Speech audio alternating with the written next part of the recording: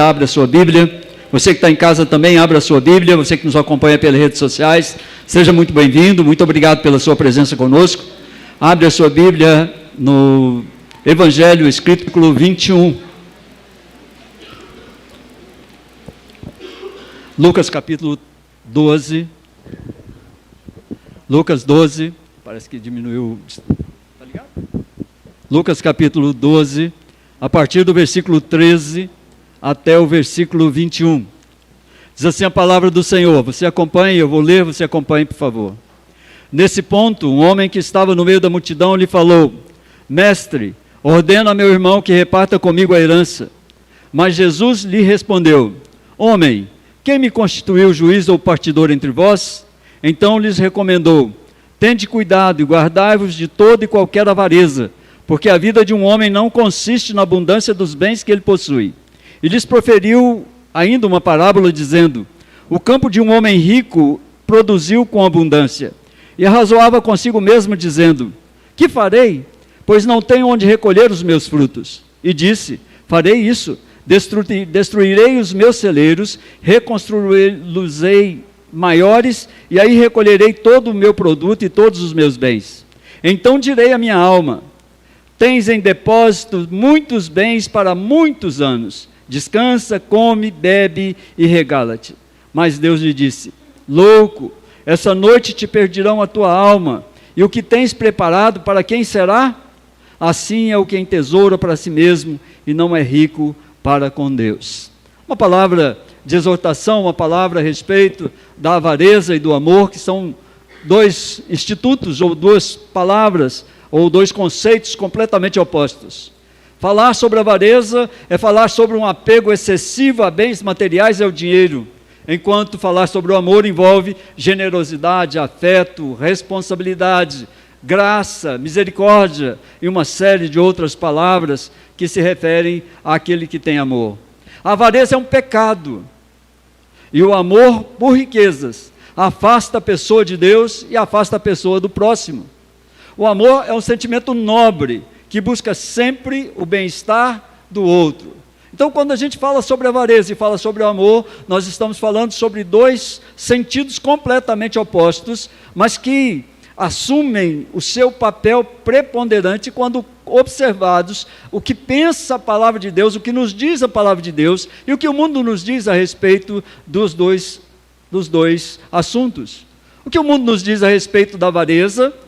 O mundo nos diz que o amor ao dinheiro é importante porque o dinheiro traz felicidade, traz alegria, e quando não traz, manda comprar, não é? Que o amor é algo que a gente nutre por aqueles que a gente conhece, aqueles que a gente gosta, não de outras pessoas. Essa parábola, ela é muito conhecida como a parábola do rico insensato. E ela pode ser adaptada para a nossa realidade aqui com muita facilidade. Nós temos hoje uma sociedade consumista, que ama acumular coisas, que cria forte laço de afetividade com bens materiais. Isso não é desconhecido por nenhum de nós. Nós temos uma sociedade consumista, e nós sabemos disso. Nós temos uma sociedade que ama acumular coisas. Outro dia eu estava falando a respeito de uma mudança. Você muda para um lugar, você tem pouquinha coisa, não é? Um carrinho pequeno traz as suas coisas, você coloca ali. Quando você muda, depois de alguns anos, nem uma carreta dá conta de levar, porque a gente acumula, a gente vai acumulando. A gente tem o que precisa e tem o que não precisa, e a gente acumula porque a gente gosta de ver muitas coisas, a gente gosta de sentir o poder do dinheiro, e esse é um problema sério, porque é um afeto muito grande para a parte material em detrimento da espiritual. É simples, basta você dar uma volta hoje por Goiânia, e você vai encontrar bares cheios, gente falando, gente alegre, gente sorrindo, gente cantando, em muitos lugares, mas você vai encontrar não muitas pessoas louvando, agradecendo a Deus pelo dia, pela vida, por tudo aquilo que o Senhor tem dado. Você não vai encontrar tantos assim. Nessa sociedade moderna e na sociedade pós-moderna, o amor não resiste ao apego material. Tem muita gente que se separa por dinheiro. Porque o dinheiro faz mal, porque o dinheiro é importante, porque o dinheiro tem que fazer isso, porque nós temos que ter dinheiro, porque nós precisamos crescer em dinheiro. E esse assunto, na sociedade moderna e pós-moderna, é o assunto preferido da maioria da nossa sociedade. A resposta de Jesus na parábola é um convite à responsabilidade. Quando parte isso da nossa conversão pessoal, renunciando ao individualismo que nós praticamos, abrindo-nos para a experiência do outro, do cuidado, do encontro fraterno que nós precisamos ter com aqueles que nos cercam, formando laços sociais com o outro, não é? Com o meio em que a gente vive.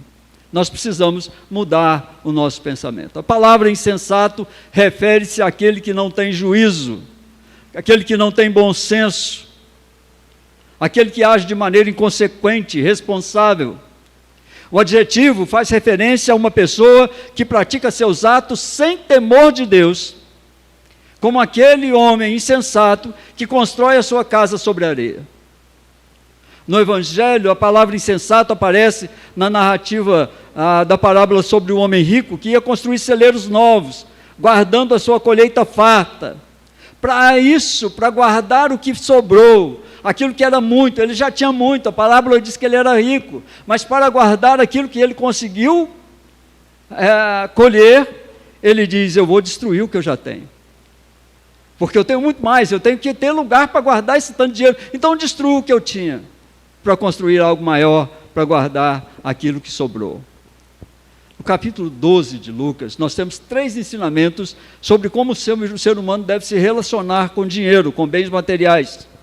O primeiro na parábola do homem que ajunta tesouros para si, mas não é rico diante de Deus, Lucas 12, 21.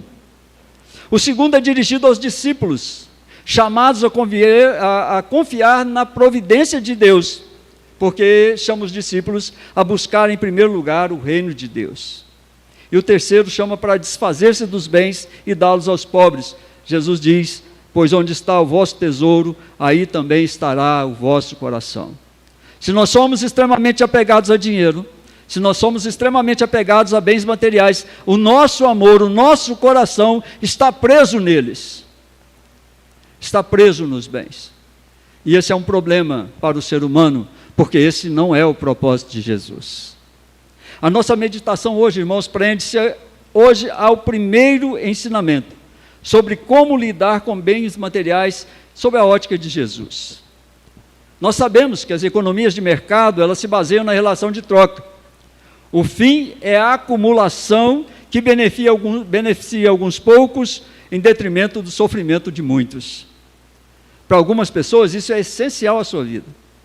Mas a concentração de bens nas mãos de poucos fazem surgir muitas deformações na sociedade. Desigualdades sociais, pobreza extrema, até mesmo a morte. Também faz surgir sujeitos egocêntricos, individualistas, com laços apenas materiais e com laços monetários, com laços em dinheiro. Para esses, o que importa é a sua felicidade pessoal, individual, pouco importante se os outros vivem ou morrem por falta daquilo que para ele está sobrando. Irmãos, tem gente morrendo por algo que sobra na minha casa e na sua. E às vezes a gente não se atenta para isso, porque a gente está ligado ao que a gente tem. E a gente acha que se sair do nosso poder algum pouco, nós teremos problemas, não saberemos viver. E esse é um problema muito sério para muitos de nós. Jesus parece que não é contra a riqueza. Jesus não é contra a riqueza, mas ele encara com ressalvas. Ele diz que o acúmulo de riquezas é uma insensatez, porque a riqueza tende a excluir as relações com Deus, com o semelhante. E Jesus quer que as pessoas reconheçam que a vida não se define pelo que a gente tem, mas pelo amor a Deus e ao próximo, e a si mesmo, conscientes de que necessitam de Deus para viver uma vida digna. Jesus não é contra você ser rico, porque é o Senhor quem dá. Mas o Jesus que nós conhecemos, o Jesus dessa palavra, o Jesus que nasceu para nos salvar, é um Jesus que quer que nós não fixemos a nossa vida, o nosso destino, o nosso pensamento, tudo que somos e queremos, em razão apenas do nosso dinheiro. Nós precisamos viver uma vida digna e ela exige que a gente seja mais coletivo. Essa região que Jesus está agora passando é um lugar de muitos contrastes sociais. Muita riqueza, mas também muita pobreza.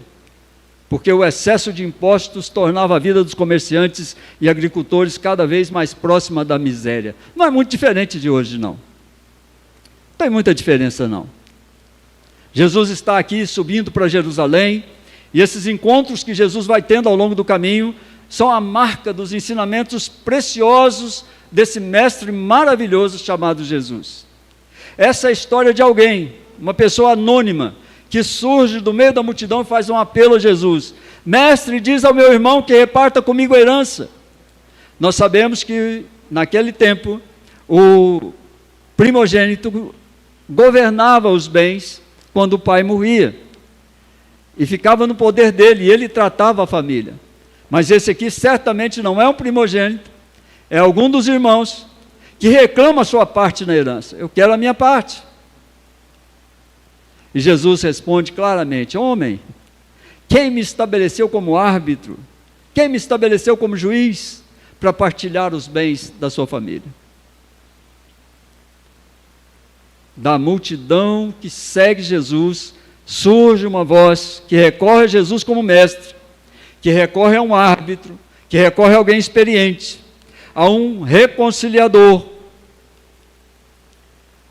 Naquele tempo os rabinos tinham autoridade para resolver esses casos, e aquele homem então busca Jesus como mestre que poderia fazer isso, mas Jesus se recusa a ser juiz dessa causa.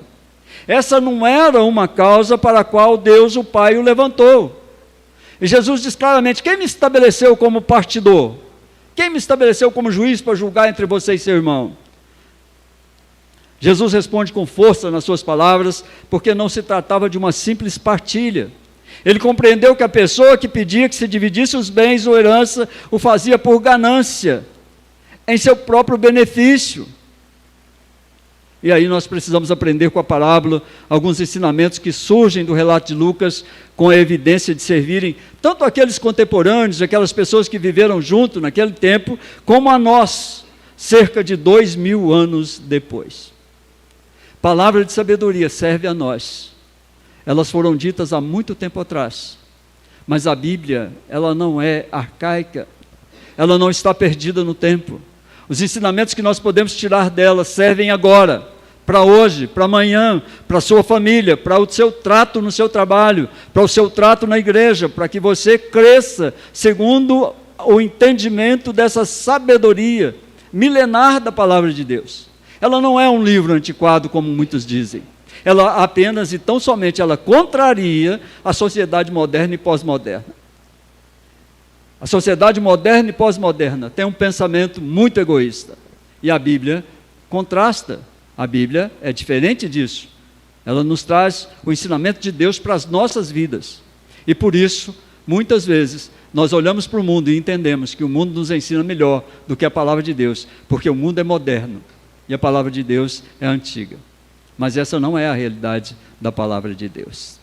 Então nós precisamos aprender com essa parábola. O que ela quer dizer para mim e para você hoje, nesse culto, nesse tempo? O que ela quer trazer de ensinamento para mim e para você? Em primeiro lugar, do versículo 13 ao versículo 15, a palavra de Deus diz assim: nesse ponto, um homem que estava no meio da multidão lhe falou: mestre, ordena a meu irmão que reparta comigo a herança. Mas Jesus lhe respondeu: homem, quem me constituiu juiz ou partidor entre vós? Então lhe recomendou: tende cuidado, guardai-vos de toda e qualquer avareza, porque a vida de um homem não consiste na abundância dos bens que ele possui. Essa é a palavra de Jesus para aquele homem. O que isso diz comigo e com você? O pensamento evangélico hoje pensa mais ou menos assim. Um homem surge no meio da multidão, reconhece Jesus como mestre, requer que Jesus coordene a seu irmão que reparta com ele herança. Certamente seu pai havia falecido, o primogênito estava cuidando dos bens, e ele não concordava com o governo do irmão, e ele queria o seu dinheiro, a sua parte. Esse homem traz no seu coração o mesmo desejo do filho pródigo, ter acesso à herança do pai, gastar como achar melhor. Ele não se contenta com a vida que ele tem e que ele leva. Ele olha para o dinheiro que seu pai deixou e se julga melhor administrador do que seu irmão. Então ele ouve, e nós também podemos ouvir, precisamos ouvir de Jesus, que repartir heranças, conceder riquezas, não faz parte do ministério dele, nem do propósito dele. Hoje a igreja brasileira, de alguma forma, entendeu que nós podemos trocar com Jesus, nós podemos fazer trocas com Jesus. Eu dou a Jesus o meu dinheiro, eu dou à igreja o meu dinheiro, e Jesus me dá em troca muitas bênçãos. Jesus abençoa a minha vida pessoal, Jesus abençoa o meu trabalho, Jesus abençoa a minha casa, e eu cresço financeiramente, e é só isso que está movendo o coração de muita gente quando vai à igreja. Mas esse não é o ministério de Jesus. Esse não é o Jesus da igreja verdadeira, esse não é o Jesus que nós pregamos. O Jesus que nós pregamos veio para outra função, ele veio por outra causa, ele veio por causa da sua alma, por causa do seu coração, por causa da sua vida, por causa da sua família. É esse Jesus que a gente prega, não é um Jesus qualquer. A gente não troca. Se você é bondoso, se você é generoso, você colabora com a igreja porque você sabe que a igreja precisa pagar contas, que a igreja precisa sobreviver e que não mais chover dinheiro do céu. Mas se você vier aqui e falar, pastor, eu quero abençoar a igreja com tanto de dinheiro, porque eu tenho uma causa para colocar diante do Senhor, e eu quero que o Senhor ore, para que o Senhor ore, para que Deus de fato faça isso. Eu posso orar por você, mas não pense que Deus vai fazer a troca para você. Não é assim que funciona. Não é assim que funciona. Nós podemos ouvir de Jesus: quem me constituiu partidor? Quem disse que eu tenho que te dar alguma herança? Jesus repete o ensino de que o homem deve proteger seu coração das coisas desse mundo. Guardai o vosso coração, diz Jesus. O apelo é à vigilância, ao cuidado com os pensamentos, com os sentimentos, com as intenções. Porque sentimentos, pensamentos, intenções moldam a nossa vida. Somos moldados pelos nossos sentimentos, pelas nossas intenções, pelos nossos pensamentos. A palavra de Deus diz que o homem, segundo o que ele pensa, é o que ele é. Provérbios 4, 23 diz assim: sobre tudo que se deve guardar, guarda o teu coração, porque dele procedem as fontes da vida. Aquele homem, então, só foi a Jesus, porque ele queria dinheiro, ele queria herança, ele não queria o mestre. E infelizmente, em muitas igrejas nós estamos vivendo isso hoje. A avareza é um de 3 pecados, ela demonstra 3 pecados que você comete, que eu cometo às vezes, quando a gente é avaro. O primeiro pecado é o da desconfiança em Deus. Quando eu sou avarento, quando eu guardo, quando eu simplesmente retraio a minha mão, quando eu sou incapaz de acudir a alguém que precisa, quando eu não deixo o meu coração arder por causa do sofrimento alheio, quando eu guardo para mim aquilo que deveria servir a outros, eu sou avarento. E a palavra é: você desconfia de Deus, você não confia em Deus, você está com medo de perder o seu dinheiro. Também o segundo pecado que vem com a avareza é o de desconhecimento da finitude humana. Louco, essa noite Deus vai pedir sua alma, o que você guardou, o que você fez, aquilo que você juntou, o palácio que você construiu, tudo aquilo que você deixou, o problema que você criou com a sua família, o sofrimento que você impingiu na sua família por causa de dinheiro, para quem vai ficar? Porque hoje, pode ser agora, Deus pode pedir a sua alma. Não adiantou nada. Você perdeu a razão, você perdeu a graça, você perdeu a misericórdia, você perdeu a alegria de viver, porque você viveu preso e não entendeu que você morre, que nós morremos e que nós não temos controle sobre a nossa vida, que a gente não aumenta um minuto de vida. E o terceiro é a tentativa de eternização do homem. Eu vou construir maiores. Descansa, minha alma, agora você tem provisão para o resto da sua vida. Agora você pode viver milhões de anos, porque você tem poder, você tem dinheiro, você tem coisas boas, você pode descansar, você não precisa participar do sofrimento desse tempo presente. Jesus enxergou no coração daquele homem somente o desejo pelas coisas materiais. Quantas vezes nós podemos pensar que o propósito da nossa vida está no dinheiro, nas riquezas, no bem-estar, não importando o que tenhamos de fazer, o que tenhamos de deixar de fazer, e mesmo se o nosso próximo consegue viver ou não, sobreviver ou não com dignidade. Nós precisamos considerar a palavra de Deus, registrada por Jeremias, capítulo 29, versículo 11. Deus nos diz que Ele que sabe os pensamentos que Ele tem sobre nós, pensamentos de paz, não de mal. O Senhor tem pensamentos de paz sobre nós, tem pensamentos de bem. O Senhor veio para nos alegrar o coração, para abrir o nosso coração para o outro, para a presença do outro, para a generosidade. Não adianta, meu irmão, nós não vamos desfrutar de tudo que construirmos, é impossível isso. Seu apartamento vai ficar, sua casa vai ficar, seu dinheiro vai ficar, seu carro vai ficar, o meu vai ficar. E às vezes eu não entendo isso. Sabe quando eu não entendo isso? É porque eu sou louco, eu sou insensato. Porque isso é claro, não precisava nem da igreja para dizer isso para você. Você sabe que tudo que você tem vai ficar. Você não vai levar. A gente sabe disso. Mas de vez em quando o nosso coração pensa que não, que a gente é eterno, que a gente vai viver muito tempo, que a gente vai aproveitar tudo que é possível, e até o que não é possível. O que Jesus veio fazer não foi te dar segurança financeira, meu irmão, aprende isso. Jesus não veio te dar segurança financeira. Jesus não veio ajudar você a acumular riqueza. Jesus veio salvar a sua alma da morte. A obra de Jesus naquela cruz, naquela morte de cruz, naquela maldição daquela cruz, foi livrar você da morte eterna. Foi dizer a você que você pode viver eternamente enquanto você está procurando viver só aqui. Se você espera só prosperidade por meio de Jesus, você está no lugar errado. Se você segue a Jesus só por prosperidade, você está no lugar errado, você está seguindo a pessoa errada. Ele não é juiz, ele não é partidor, o ministério dele não é esse. O homem que vive na avareza está numa agonia sem fim. Gente avarento vive em agonia. Ele tem pelo menos 4 tipos de medos. O avarento tem 4 tipos de medo. O primeiro medo é o medo de perder as suas coisas. Ele vive cercando de todo jeito, ele vive cercando as coisas, ele vive colocando cuidados, o medo é perder as suas coisas. O amor dele, o coração dele está preso. O segundo medo é o medo de que os bens que ele já ganhou não sejam suficientes para sustentá-lo. Aquele homem já era rico, a lavoura dele produziu muito. Ele disse: eu preciso guardar mais, porque o que eu tenho não é suficiente. Quando ele poderia viver muito bem, ele já era rico, mas agora ele queria mais.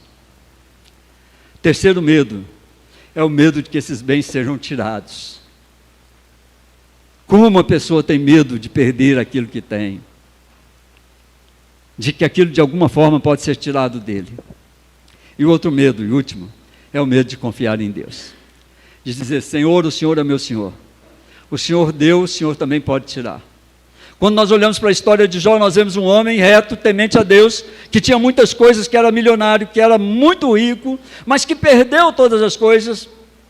E o mesmo Deus que providenciou a retirada de todas as coisas através de uma ação maligna, através do diabo que tirou todas aquelas coisas dele, e Deus permitiu, o mesmo Deus repôs em dobro tudo que ele tinha.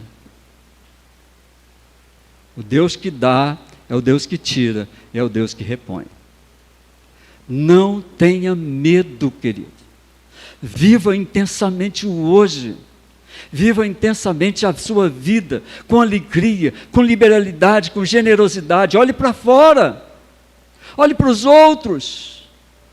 Abra o seu coração para a liberalidade. Abra o seu coração para ser aquele que realmente sustenta a obra de Deus, mas que também serve-se dela. Também se aproveita de uma vida boa, diante de Deus, entendendo a missão de Jesus. A avareza aqui é representada mostrando aos discípulos que a vida não se resume aos bens que alguém possui. Segundo lugar, versículo 16 até o versículo 19, a palavra de Deus diz assim: e lhes proferiu ainda uma parábola, dizendo: o campo de um homem rico produziu com abundância, e razoava consigo mesmo, dizendo: que farei? Pois não tenho onde recolher os meus frutos. E disse: farei isto, destruirei os meus celeiros, reconstruireis maiores, e aí recolherei todo o meu produto e todos os meus bens. Então direi à minha alma: tens em depósitos muitos bens para muitos anos, descansa, come, bebe e regala-te. A avareza fecha os olhos do homem para o amor, para a fraternidade, para a dádiva de compartilhar. A palavra de Deus diz que melhor é dar do que receber. Aquele homem só enxergava das bênçãos que ele recebeu com uma farta colheita, a satisfação de todas as suas necessidades até o final da sua vida. Mas ele já era rico. Mas isso ainda não contentava o seu coração. Seu único pensamento foi: guardarei tudo o que conseguir a mais. Ele já não precisava de mais nada, mas o seu coração queria mais. A sua insanidade era tão grande que ele pensou que o melhor era destruir os celeiros que ele tinha para construir outros maiores, porque seria eternamente sustentada por muitos anos. E essa doença da avareza, creiam, irmãos, não é privilégio de pouca gente, não. A humanidade carrega esse medo de viver somente com o justo. Isso provoca uma grande desigualdade social. Alguns vivem em palácios, outros morrem de fome. João 14:1-3, Jesus diz que a melhor opção sempre será confiar nele. Precisamos aprender a simplicidade como forma de vida. Precisamos aprender a viver a vida simples do lar, da alegria da nossa família, dos nossos filhos, de voltar para casa, de abraçarmos, de estarmos à mesa todos juntos, mesmo que lá tenha só o arroz com feijão, mesmo que seja assim, há uma alegria no coração daquele que entende que essa vida é uma passagem rápida, breve, e que nós vamos nos encontrar com o Criador a qualquer momento que Ele quiser. Não é que nós vamos firmar o tempo, o Senhor é que sabe o tempo. E Lucas, nesse capítulo 12, ele nos dá algumas recomendações que eu gostaria que você colocasse no seu coração. Primeira recomendação que ele faz é afastar-nos da hipocrisia que é característica dos fariseus. É uma hipocrisia achar e fundamentar a nossa vida nas nossas riquezas. E acharmos que as nossas riquezas nos fazem melhores. Melhores que os outros, maiores, mais importantes. Precisamos mudar a nossa concepção de vida. A segunda recomendação que Lucas nos faz é nos livrar da avareza, que é própria dos insensatos. Livre-se da avareza, irmão. Aproveitar cada centavo que Deus te dá. Aproveite, viaje, passeie, viva a sua vida, seja generoso, auxilie aqueles que têm necessidade, mas aprenda. Deus dá a você todos os dias a possibilidade de viver melhor. E se Deus te dá essa possibilidade, não a recuse, não seja insensato, não seja avaro. Eu acho evidente que cada um de nós precisa ter alguma coisa guardada, para um momento mais difícil, de saúde e tudo. Mas eu não concebo que a gente guarde tudo, deixe de viver hoje, porque a gente espera viver muito tranquilamente daqui a alguns anos. Não faça isso com a sua vida. Uma outra coisa que ele nos ensina aqui é não andar ansioso por coisa alguma e andar satisfeitos com a provisão de Deus. Logo no versículo 22 ele vai dizer: não andeis ansiosos de coisa alguma, andem satisfeitos, porque Deus provê a sua vida. De alguma forma, por algum trabalho, por alguma maneira, Deus provê aquilo de que você necessita. Deus é Deus de provisão. Ele é um Deus que cuida de cada um dos seus filhos, que os mantém, que os satisfaz. Uma outra recomendação: andem vigilantes e fiéis, aguardando a volta de Jesus. Você não sabe quando Jesus virá, ou você não sabe também quando você irá a Jesus. que pode acontecer agora, pode acontecer daqui a minutos, daqui a um dia, daqui a alguns anos. Aproveite a presença de Jesus hoje. Seja feliz com Ele, seja feliz na sua vida toda. Por último, Ele nos ensina a aprender a distinguir os sinais do tempo. Sinais dos tempos. Está se aproximando a volta de Jesus. Eu entendo que cada vez que nós ficamos um ano mais velho, um ano mais de idade, o Senhor está dizendo, eu estou mais próximo de você. Como se Ele olhasse para nós, no alto dos nossos 70 e poucos, 60, 50 e poucos, Ele vai dizer, eu estava mais distante, mas você está chegando próximo. De repente eu posso até não voltar para o resto da humanidade, mas você vem a mim. Você vem a mim. Então a gente precisa aprender a distinguir isso. E o dinheiro, irmãos, é um tapa-olho. O dinheiro é como se tivesse um tapa-olho. Eu acho que por causa do dinheiro, porque eu tenho muitos bens, porque eu amealhei muitas coisas, então eu vou viver muito. Isso é uma ilusão. Isso é um erro grave, crasso, que a gente precisa aprender a evitar. Mas em terceiro lugar, os dois últimos versículos, 19 e 20, aquele homem diz assim, então direi a minha alma, tens em depósito muitos bens para muitos anos, descansa, come, bebe e regala-te. Mas, a 20 e 21, mas Deus lhe disse, louco, essa noite te pedirão a tua alma, o que tens preparado para quem será? Assim é o que entesoura para si mesmo, e não é rico para com Deus. Em terceiro lugar, queridos, a avareza é sinal de loucura e desconhecimento do propósito da vida. Aquele homem dessa parábola contada por Jesus, achava que a sua vida seria ainda duradoura, que tudo que ele conseguiu seria para torná-la ainda mais confortável do que já era. Ele não pensou que ele poderia amar mais a Deus, amar ao próximo, que aquilo que sobrava podia ser distribuído entre os pobres, que ele podia satisfazer a fome de alguns. Não, vai ser para a minha vida longa, para que eu possa desfrutar muito mais tempo ainda do que eu já posso desfrutar. Ele não pensou no próximo, nem em Deus. A sua satisfação estava nos bens que ele adquiriu, os quais ele pensava que seriam capazes de mantê-lo indefinidamente. Queridos, precisamos dominar nosso coração quanto ao que nos é necessário para viver. Depois de contar essa parábola aqui, Jesus diz aos discípulos no versículo 22, por isso eu vos advirto, por isso, por tudo que ele falou a respeito dessa insensatez, ele diz assim, por isso eu vos advirto, não andeis ansiosos pela sua vida quanto ao que haveis de comer, nem pelo vosso corpo quanto ao que haveis de vestir. Não é a vida mais que o alimento e o corpo mais do que as vestes? Responda você no seu coração. Você não acha que a vida é muito mais do que o seu dinheiro? Você não acha que a vida é muito maior do que aquilo que é comer, do que aquilo que você pode vestir? As perguntas que você precisa fazer todos os momentos da sua vida. E eu quero fazer essas perguntas e você vai guardá-las.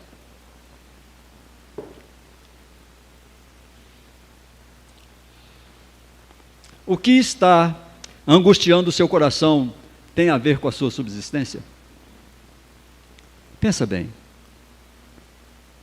Às vezes o nosso coração anda angustiado por causa da subsistência. Porque a gente é incapaz de prever se amanhã vai ter ou não. E aí o nosso coração se angustia. E a gente precisa responder isso. Porque quando eu penso dessa forma, vem a segunda pergunta, você confia em Deus? Você acredita que se tiver de abrir uma porta para você amanhã, Deus vai abrir? Se você precisar comer amanhã, Deus vai providenciar o que você precisa comer? Se você precisar vestir amanhã, Deus vai providenciar o que vestir? Você confia em Deus dessa forma? A sua ansiedade, a sua tristeza, a sua depressão tem a ver com a desconfiança quanto ao futuro? Você está deprimido porque você não sabe o futuro? Você está triste porque você não sabe o futuro? Você está ansioso porque você não sabe o que vai acontecer? Só tem uma resposta. Confia no Senhor Jesus de todo o teu coração. Entrega a sua vida a Ele. Porque é o único modo de você descansar o seu coração e não fazer desmaiar a sua alma. A sua insegurança não vem de uma alma ansiosa, sem controle? Como você acha que será a sua vida quando, se Deus permitir, você desfrute de riquezas? Será que então, quando você estiver rico, a sua alma vai sossegar? Será que você não vai ficar também ansioso com a vigilância da sua riqueza? Porque o que nós vemos é o seguinte: o homem vive em palacetes, mas ele a cerca de toda a segurança. O medo é absurdo, a ansiedade é muito grande. Meu dinheiro não vai dar para isso, meu dinheiro não vai dar, meu dinheiro não vai dar. Os bens que eu já me elei são poucos, eu preciso mais, eu preciso mais. E isso faz com que o nosso coração, irmãos, fique dependendo não de Deus, não da providência de Deus, mas da providência daquilo que eu posso construir. E aí nós temos um buraco para cair imenso. A maioria da depressão que a gente vê, ou é de um coração cansado, desiludido, triste, abatido, e a grande maioria das vezes por causa do amanhã. Eu acho interessante por que Deus não deixou a gente saber o que vai acontecer amanhã. Talvez porque, se nós soubéssemos, nós ficaríamos ainda mais tristes, ainda mais deprimidos, ainda mais ansiosos, sabendo o que poderia acontecer. Seu coração, querido, querida, só vai descansar quando você confiar plenamente em Deus. Quando você tomar o rumo da sua vida e dizer: Deus, cuida para mim. Eu sou falho, eu sou pequeno, eu não tenho condição de saber nada, eu não tenho condição de aprender nada, eu não tenho condição de crescer 1 centímetro, eu não tenho condição de guardar a minha vida por mais 1 segundo da decisão do Senhor. Então cuida de mim, cuida do meu filho, cuida da minha filha, cuida da minha casa, cuida da minha esposa, cuida do marido. Deus tem misericórdia de mim. O que Jesus está dizendo para aquele homem é: toda a riqueza que você tem, você vai guardar o seu coração nela, porque você não confia no ministério que eu vim para a terra fazer, que é salvar a sua alma. Eu vim para que você tenha paz, e paz que o mundo não consegue entender. Portanto, esse tema tanto era válido naquele tempo, de Jesus andando ali ensinando, como hoje, muito importante para que nós guardemos os ensinamentos de Jesus, porque eles são válidos hoje ainda. Precisamos aprender, queridos, a viver bem, em toda e qualquer situação. E aí poderíamos contar a história do apóstolo Paulo, que era rico. Saulo era rico, mas ele perdeu tudo. E ele diz assim, em certa altura da sua vida: aprendi a estar contente em toda e qualquer situação, tanto sei estar feliz quando tenho muito, quando eu também não tenho nada. Minha felicidade se prende ao autor e consumador da minha fé, e não àquilo que eu possa produzir, aquilo que o dinheiro possa comprar. Eu quero concluir dizendo que a parábola desse rico insensato nos mostra a fragilidade da convicção humana a respeito de Cristo e do propósito para se viver. Muitos são como esse homem, insatisfeitos com o que têm, mesmo que tenham muito. Esse é um problema, queridos. A avareza é isso, é gente insatisfeito com o que tem, mesmo quando tem muito. São perdidos quando não percebem que a vida não se resume em bens materiais, que a vinda de Cristo tem outro significado. A religião interesseira, avarenta, inventou 3 tipos de Cristo. O primeiro é aquele que atende a pedido ganancioso. O camarada já tem muito, mas vai lá porque ele quer mais e tem um Cristo para atender a sua ganância. Esse é o Cristo que atende a ganancioso. A igreja inventou isso. Mas ela inventou um outro Cristo, aquele que obedece à determinação humana. Jesus reparta, fala que o meu irmão reparta.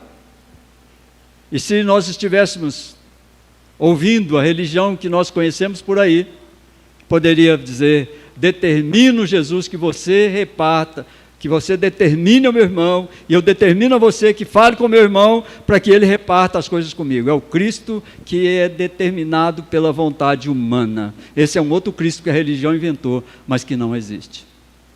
Mas a religião inventou mais um, aquele que sempre resolve todas as carências humanas, e as pessoas vão a ele, achando que Cristo vai resolver tudo que nós temos como carência. Essa não é a função de Jesus. Vou te falar mais uma vez, essa não é o ministério, esse não é o ministério que Jesus veio desenvolver na terra. Jesus não veio, esses cristos que foram construídos pela religião, não são o Cristo da Escritura. O Cristo da Escritura diz que você precisa estar contente em toda e qualquer situação, que você precisa olhar para o alto, que você precisa confiar nele, que você precisa entregar a sua vida para ele, que você precisa aprender a conviver quando você tem muito e quando você tem pouco, e que você precisa entender que a sua vida futura não é determinada pelo que você tem, pelo que você constrói ou pelo que você possa fazer. A sua vida futura é construída pelo tamanho da confiança que você tem no seu Deus. E aí sim, aí você pode ter alegria que é diferente de toda alegria do mundo, de tudo que o mundo prega para você, e talvez você esteja crendo no que o mundo está pregando para você. Talvez nessa noite nós tenhamos aqui algumas pessoas que creem que pelo dinheiro eles podem, sim, resolver todas as coisas da vida. Eu digo a você, não caia nessa, não caia nessa. Mude o seu pensamento, mude o seu controle, mude o X da sua vida. Aprenda que Jesus tem para dar a paz que você precisa no seu coração. Esse é o Cristo que nós pregamos aqui. Esses outros Cristos a gente não conhece. Não conheço, mas tem muita gente conhecendo. E eu quero aplicar isso aqui para você levar para a sua casa. Eu tinha um amigo que dizia sempre ao final do culto, o que importa, o que interessa, não é o que você anotou, não é o que você ouviu, mas o que você vai fazer com aquilo que você ouviu. Então, se prepare aí, que quero te fazer algumas aplicações. Primeiro, cuide dos seus pensamentos. Cuide dos seus pensamentos. Entenda a missão de Jesus. Não fique pensando ou pedindo a Ele o que você nem precisa. Jesus veio para buscar e salvar o perdido. Uma outra coisa, seja solidário. Entenda que nós não podemos estender as nossas vidas nem sequer um minuto. Não adianta correr atrás do vento. Precisamos parar de correr atrás do vento. Por último, acalme a sua alma, deixe Jesus apacentar o seu coração com a paz que só Ele pode dar e que o mundo não conhece. Deixa Jesus acariciar o seu coração, deixa Jesus apacentar a sua alma e dizer a você: filho, eu te salvei, eu quero que você viva uma vida maravilhosa com a sua família, com seus filhos. Filho, aprenda, se você somente dá dinheiro à sua família, você está destruindo a sua família. Aprenda, o seu filho depende mais de você do que do seu dinheiro. Seu filho, sua filha precisam mais de você do que o seu dinheiro. Eles precisam de amor, eles precisam de carinho, eles precisam de abraço, eles precisam estar juntos, eles precisam entender que os seus pais entenderam o significado da vida. E se você é um insensato, você não é capaz de dar isso para eles, e você acha que pode comprar a felicidade com dinheiro, que nunca vai comprar a felicidade alguma, nem para você, nem para seus filhos, nem para qualquer outra pessoa. Que Deus fale ao seu coração, que Deus guarde você da avareza, daquilo que pode fazer perder o seu coração e a sua alma diante de Jesus.